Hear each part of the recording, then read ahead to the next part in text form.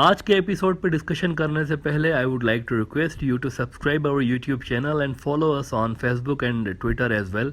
इसके अलावा अगर आप हमें सपोर्ट करना चाहते हैं तो that you can do through a Patreon also. Facebook, Twitter और पेट्रियन के जो लिंक्स हैं वो इस वीडियो की डिस्क्रिप्शन में आपको मिल जाएंगी। इसके अलावा इस चैनल के अबाउट सेक्शन में भी आपको इन तीनों वेबसाइट्स की लिंक्स मिल जाएंगी। हर ग्लोबल ऑर्डर के पीछे जो ड्राइविंग फोर्स होती है ना, वो कोई ना कोई निज़ाम, कोई ना कोई गवर्नेंस सिस्टम होता है जो कि सुपर पावर्स के ग्लोबल इंटरेस्ट्स को प्रोटेक्ट कर रहा होता है। अमेरिका का जो मौजूदा ग्लोबल ऑर्डर है दुनिया का, इसका अपना एक गवर्नेंस सिस्टम है जिसको कैपिटलिज्म कहा जाता है। इकोनॉमी कैसी होगी दुनिया की और मुल्कों की, इससे लेकर सियासत कैसी होगी, मार्केटें कैसी होगी, ये सब इस गवर्नेंस सिस्टम का हिस्सा है। चीन और सोवियत यूनियन के पास सोशलिज्म था, लेकिन दोनों के सोशलिज्म के वर्जन्स असल में अलग अलग थे, कुछ फ़र्क था दोनों में। ये पैरेलल सिस्टम था दुनिया के अंदर जो कि चल रहा था। और जब दो पैरेलल फोर्सेस होती हैं तो वो हमेशा अपनी डोमिनेंस के लिए लड़ रही होती हैं, क्योंकि दो शेर एक पिंजरे में नहीं रहते। इनके दरमियान भी जंग होना तय बात होती है। जब भी दुनिया में दो गवर्नेंस सिस्टम आ जाते हैं ना ग्लोबल लेवल पर, तो उनके दरमियान क्लैशेस छिड़ जाते हैं, कन्फ्लिक्ट्स उनके दरमियान होने लगते हैं। दोनों एक दूसरे को डोमिनेट करने की कोशिश करते हैं। दुनिया में लंबे अरसे से कम्युनिज्म और सोशलिज्म के दरमियान जंग जारी रही है।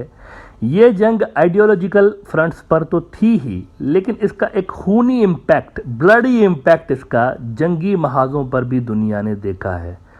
कुछ लोग समझते हैं कि सोवियत यूनियन के कोलैप्स के बाद कम्युनिज्म ख़त्म हो गया है, क्योंकि जैसे कैपिटलिज्म को अमेरिका लीड कर रहा है, सरमायादाराना निज़ाम को, वैसे ही कम्युनिज्म को भी सोवियत यूनियन लीड कर रहा था। तो अब सोवियत यूनियन तो नहीं रहा तो कम्युनिज्म भी चला गया, ऐसा कुछ लोग मानते हैं। लेकिन आई डिसएग्री। मैं हमेशा कहता हूं कि कोल्ड वॉर 1 ख़त्म नहीं हुई है, ये अब भी चल रही है। इसमें दरअसल बीच में पॉज का बटन दब गया था, जिसको अमेरिका और वेस्ट ने गलत इंटरप्रेट किया, गलत कैलकुलेट किया उनके स्कॉलर्स ने, और अपनी ना सिर्फ विक्ट्री उन्होंने डिक्लेयर कर दी जल्द, कबल अज़ वक्त, टाइम से पहले विक्ट्री डिक्लेयर कर दी, बल्कि एंड ऑफ हिस्ट्री जैसे टर्म्स भी वहाँ के स्कॉलर्स ने ईजाद कर लिए अपने आप को खुश करने के लिए, तसल्ली देने के लिए कि बस हिस्ट्री ख़त्म हो गई। अब आज के बाद जो है ना, वेस्ट जो हिस्ट्री लिखेगा वही चलेगी दुनिया के अंदर। एंड ऑफ हिस्ट्री का टर्म ईजाद हो गया बाकायदा। सोवियत यूनियन का टूटना एक आर्जी जंग बंदी थी, टेम्पररी सीज फायर था। उस पॉइंट पे जब वेस्ट के पास अपर हैंड था, इस जंग में एक पॉइंट आया जहां पर सोवियत यूनियन टूटा, वेस्ट के पास अपर हैंड था, लेकिन जंग खत्म नहीं हुई थी। लेकिन वेस्ट ने समझा कि जंग खत्म हो गई और हम जीत गए। कम्युनिज्म के दो मेन ब्लॉक थे, उधर रशिया था और इधर चाइना भी तो था, ये भी तो थे। अलबत्ता लेनिन का जो कम्युनिज्म का नज़रिया था वो कुछ अलग था, और इनके सोवियत के जो बाद में आने वाले लीडर्स थे कम्युनिज्म के, वो भी मतलब उसी नज़रिए पे चलते रहे। लेकिन चीनियों की जो सोच थी वो अलग तरीके की एक कम्युनिज्म को फॉलो करते थे। चेयरमैन माओ के ख्यालात जो थे मुख्तलिफ थे, सोवियत यूनियन के लीडर्स के साथ वो मुख्तलिफ, दो अलग अलग कम्युनिज्म के वर्जन्स थे। और ये स्प्लिट फिर वाजे भी हुई। दुनिया ने देखा कि चाइनीज अलग हो गए, उन्होंने अपने रास्ते सोवियत से अलग कर दिए ना, और सोवियत यूनियन अभी टूटा भी नहीं था, उससे पहले चाइना उनसे अलग हो गया था। दो पैरेलल फोर्सेज कम्युनिज्म के नजरिए को लेकर आगे चल रही थी। कम्युनिज्म की बग्गी में दो घोड़े थे, कैपिटलिज्म की बग्गी में भी दो घोड़े थे, अमेरिका और वेस्ट, इनके बग्गी में भी दो घोड़े थे, सोवियत और चाइनीज। लेकिन कम्युनिज्म की बग्गी से एक घोड़ा निकल गया चाइना का, और कैपिटलिज्म का जो बग्गी थी एज अ रिजल्ट वो आगे निकल गई और सोवियत जो है वो कोलैप्स हो गए। अब उसूलन अमेरिका और वेस्ट को तब क्या करना चाहिए था? जब सोवियत यूनियन घेरा है, उनको ऐसा क्या करना चाहिए था जिसकी बिना पे हम कह सकें कि वेस्ट वाले उसके बाद जीत जाते? अपेरेंटली उनको लगा कि हमारी डिसाइसिव विक्ट्री हुई है, लेकिन डिसाइसिव विक्ट्री उनकी नहीं हुई थी। उसूलन ये होना चाहिए था कि जब सोवियत यूनियन टूटा है ना, तो वेस्ट को, रशिया को, आज का जो रशिया है उसको इस तरह से नहीं छोड़ देना चाहिए था अकेले, जिस तरह उन्होंने बाद में छोड़ा था उसको। इन्होंने इनके इलाके तोड़े ज़रूर, बैल्कन स्टेट्स के अंदर इनको तोड़ा, सेंट्रल एशिया में इनको तोड़ा, अलग मुल्क बनाए, लेकिन रशिया को तो ऐसे ही छोड़ दिया ना उन्होंने। They miscalculated it, they thought Russia can never be any threat for them for next 100 years और सो। अमेरिका और वेस्ट को उसूली तौर पर रूस के साथ वही मामलात कर देने चाहिए थे जो कि जापान के साथ उन्होंने वर्ल्ड वॉर 2 के बाद किए। इनको रशिया को अपने साथ कैरी करके चलना चाहिए था, just like what they did with Japan. Japan को मुकम्मल तौर पर वो अपने साथ कैरी करके चले हैं वर्ल्ड वार 2 के बाद। उनको उन्होंने कहा कि आपकी फॉरेन पॉलिसी भी वही होगी जो हम कहेंगे, आपकी जो डिफेंस है वो भी हमारे साथ होगा जुड़ा हुआ, आपकी जो इकोनॉमी है वो भी हमारे साथ जुड़ी होगी। रशिया के साथ इनको ये करना चाहिए था, तभी हम कह सकते थे कि ये डिसाइसिव विक्ट्री हुई है इनकी, लेकिन इन्होंने ऐसा नहीं किया। रूस की फॉरेन पॉलिसी, रूस का डिफेंस, रूस की इकोनॉमी इन्होंने अपने साथ नहीं जोड़ी थी। West was in position of strength after the collapse of Soviet Union, they could have easily done that. वो आराम से कर सकते थे रशिया के साथ ऐसा, लेकिन उन्होंने ऐसा नहीं किया। बल्कि वेस्ट ने क्या किया है सोवियत यूनियन के कोलैप्स के बाद, इन्होंने अपना ध्यान किसी और डायरेक्शन की तरफ टिल्ट कर दिया। अब कहाँ इन्होंने अपना ध्यान डाइवर्ट किया है, एनर्जीज कहाँ पर उन्होंने डाइवर्ट की थी, इस पर मैं आता हूँ। लेकिन पहले इस पर बात कर लें कि कम्युनिज्म का वो जो दूसरा घोड़ा था चाइना, जो कि अलग हो गया था बगी से, उसके साथ भी क्या गलतियां की हैं अमेरिकन ने इस सारे अरसे के दौरान। सैमुअल पॉल हंटिंगटन साहब जैसे वेस्टर्न स्कॉलर्स बड़े बड़े तो कहते रहे कि भाई चीन और मुस्लिम दुनिया आगे चलकर मिल जाएंगे और वेस्ट को चैलेंज करेंगे, लेकिन इससे बड़े थ्रेट की तरफ उन्होंने सोचा ही नहीं कि रूस और चीन मिल गए तो क्या करेंगे हम। उनको ऐसा सोचना चाहिए था ना, ये बहुत बड़ा थ्रेट था, because both of them were the strong holds of communism. और अगर ये दोबारा मिल गए तो फिर ये तो मुस्लिम वर्ल्ड को भी आराम के साथ मिला सकते हैं। इस तरह से सोचना चाहिए था। बड़ी पिक्चर ये थी असल में कि अगर ये दोनों मिल गए और फिर मुसलमान इनके साथ मिल गए तो क्या होगा, ये बड़ी पिक्चर थी। लेकिन उन्होंने ऐसा नहीं सोचा, उन्होंने फोकस किया चाइना और इस्लामिक वर्ल्ड के ऊपर, रशिया को इग्नोर कर दिया उन्होंने। ये सबसे बड़ी उनकी गलती थी, रशिया को इग्नोर कर दिया। उन्होंने कहा ये कोई प्लेयर ही नहीं है। चीन ने रशिया को इग्नोर नहीं किया, चीनियों को पता है ये बड़ी फोर्स नहीं है अपने आप में, लेकिन ये फोर्स मल्टीप्लायर है, ये जिसके साथ मिलेगा उसकी फोर्स बढ़ जाएगी।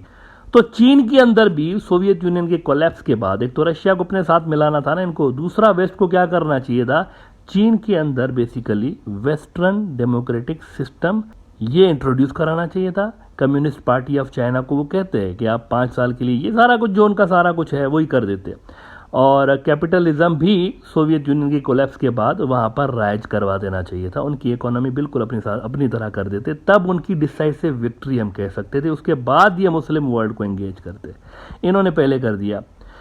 वेस्ट ने सोवियत यूनियन के कोलैप्स के बाद ही अनफिनिश्ड जंग को वहीं पे छोड़ा। हालांकि अभी उसके अंदर कई मेजर पोटेंशियल रिस्क मौजूद थे, लेकिन इनके अकाबरीन ने इस जंग को इधर ही छोड़ दिया और डाइवर्ट हो गए नए फ्रंट की तरफ, दैट वाज मुस्लिम सिविलाइजेशन। अभी उधर कम्युनिज्म वाला जो चैप्टर मुकम्मल तौर पर क्लोज नहीं हुआ था चीन और रूस के अंदर सोवियत यूनियन के कोलैप्स के बाद, मतलब वो जख्मी था, कम्युनिज्म जख्मी था, मरा नहीं था, लेकिन इन्होंने पहले ही जंग स्टार्ट कर दी, नया थिएटर खोल दिया, पहले वाले थिएटर को लॉजिकल कंक्लूजन तक पहुंचाए बिना। वेस्ट को बड़ी जल्दी थी मुस्लिम सिविलाइजेशन को क्रश करने के लिए। इसकी वजह यह थी कि उन्होंने देखा था कि ये जो सिविलाइजेशन है ना, इसने कम्युनिज्म को ख़त्म करने के लिए इनकी बड़ी हेल्प की थी। यही अफगान वॉरियर्स जो थे जब सोवियत यूनियन से लड़ते थे तो वेस्ट वाले इनको कहते थे कि Holi man of God. Central Asia के मुसलमान मुल्क आज़ादी के लिए अल्लामा इकबाल के गीत दीवारों पर लिख रहे होते थे सोवियत फोर्सेस को डिमोरलाइज करने के लिए कि मेमारे हरम बाज ब तामीर जहां खैज, अज ख्वाब गिरा ख्वाब गिरा ख्वाब गिरा खैज। वेस्ट तो पीछे था, आगे तो ये थे ना मुस्लिम वर्ल्ड, ग्राउंड पे तो ये लड़ रहे थे। जंग सेंट्रल एशिया में चलती थी, जंग अफगानिस्तान के अंदर चलती थी, बोस्निया चेचनिया में चलती थी जंग, लेकिन फाइटर्स आ रहे हैं यमन से, फाइटर्स आ रहे हैं सीरिया से, फाइटर्स आ रहे हैं इराक से, लिबिया से। This was a point which made them realise कि इस्लामिक सिविलाइजेशन नाम की एक कलेक्टिव फोर्स है। देखिए हंटिंगटन और बाकी जो इनके स्कॉलर्स थे उन्होंने ख्वाब तो नहीं देखा ना, उन्होंने क्यों सोचा कि ये एक सिविलाइजेशन हमारे लिए थ्रेट है, क्यों सोचा उन्होंने, इस फैक्टर की वजह से कि इसमें इज्तिमाइयत है, ग्लोबलाइजेशन है इसके अंदर, उम्मा का जो कॉन्सेप्ट है इसके अंदर, ग्लोबलाइजेशन जो है वो एक बाकायदा फोर्स है इसके अंदर। तो इसीलिए उन्होंने कहा ना कि ये हमारे लिए थ्रेट हो सकते हैं जिसको हमारे खिलाफ फिर यूज किया जा सकता है ग्लोबली। इसीलिए वॉर ऑन टेरर शुरू हो जाती है सोवियत यूनियन के कोलैप्स के बाद ही। कम्युनिज्म नहीं मरा अभी, ये बात ध्यान में रखें, अभी वो जख्मी हुआ पड़ा है। इनको लग रहा है कि ये मर गया है, ये जो वेस्ट वाले हैं इनको लग रहा है ये खत्म हो गए, लेकिन अभी वो है चाइना की शक्ल में मौजूद है और थोड़ा थोड़ा रशिया की शक्ल में अभी भी वो सांस ले रहा है, लेकिन ये डाइवर्ट हो गए इधर war on terror. Battle ground कौन सा था वॉर ऑन टेरर में? मुस्लिम वर्ल्ड। पूरी की पूरी मुस्लिम वर्ल्ड, ख़ास तौर पर इसका जो न्यूक्लियस है मिडल ईस्ट, वो जो है बैटल ग्राउंड बन जाता है, वहाँ पर घुस जाता है वेस्ट। ऐसे ऐसे बहाने बना के घुस जाता है जिसका कोई तुक ही नहीं बनता। बंदा सर पकड़ के बैठ जाएगी, ये क्या मजाक है। मिसाल के तौर पर सद्दाम हुसैन के पास उन्होंने कहा कि वेपन्स ऑफ मास डिस्ट्रक्शन है, इसको रोकना पड़ेगा, घुस गए। लेकिन फौजें घुसाने के बाद कहा कि सॉरी, इसके बाद वेपन्स ऑफ मास डिस्ट्रक्शन नहीं है, तो फिर आप घुसे क्यों भाई? सिर्फ एक बहाना चाहिए घुसने का वहां पे। कम्युनिज्म खत्म नहीं हुआ था, उसका एक बाजू टूट गया था सोवियत यूनियन वाला, लेकिन उसका दूसरा बाजू मौजूद था चाइना, जो कि पावरफुल होता रहा इस सारे अरसे के दौरान। और ये कम्युनिज्म का वर्जन पिछले वाले से अलग था, लेकिन बहरहाल है तो ये भी एक अलग ग्लोबल निजाम ना, कैपिटलिज्म की तरह। प्लस ये फैक्टर नजरअंदाज करना कि what if Russia also adopted Chinese communism, दोनों इस नुक्ते पे एक हों तो क्या होगा। ये भी, इन सारे थ्रेट्स को इन्होंने काउंटर किए बिना नया फ्रंट खोल दिया था मुस्लिम वर्ल्ड में। और इस वक्त रूस और चीन मिल गए हैं, वही हुआ है।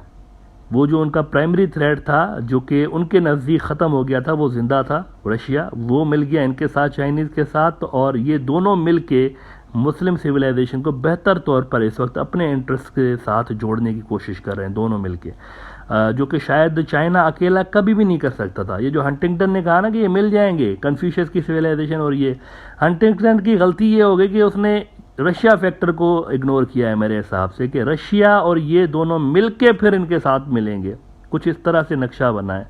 तो यहाँ पर इन्होंने, वेस्ट वालों ने गलती की है। और इस वक्त चाइनीज़ जो सदर हैं वो ओपनली कम्युनिज्म की बात कर रहे हैं, और ओपनली उनके जो मीटिंग्स हो रही हैं वहाँ पर, कम्युनिस्ट पार्टी ऑफ चाइना की जो मीटिंग होती है ग्रेट हॉल ऑफ पीपल के अंदर, वहाँ पर वो ओपनली कहते हैं कि दुनिया के इंटरेस्ट को अपने साथ मिला के हम आगे बढ़ेंगे।